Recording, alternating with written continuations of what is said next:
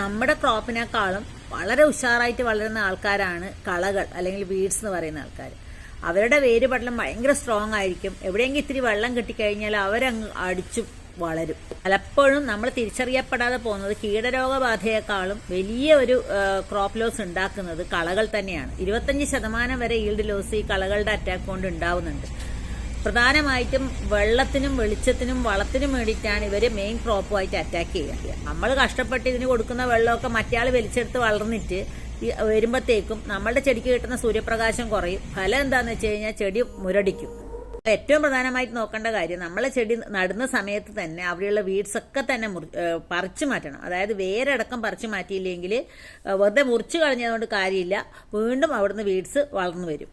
അതുപോലെ തന്നെ മേൽവളങ്ങൾ കൊടുക്കുന്നതിന് മുന്നേയും നമ്മൾ ഈ വീഡ്സൊക്കെ റിമൂവ് ചെയ്തിട്ട് വേണം വെള്ളം ഒഴിച്ചു കൊടുക്കാനും വളം ഇട്ട് കൊടുക്കാനും. വീഡ്സിനെ കൊണ്ട് ഒരുപാട് ഉപയോഗമുണ്ട് കേട്ടോ. അപ്പോൾ ഡീറ്റെയിൽഡ് വീഡിയോ അപ്ലോഡ്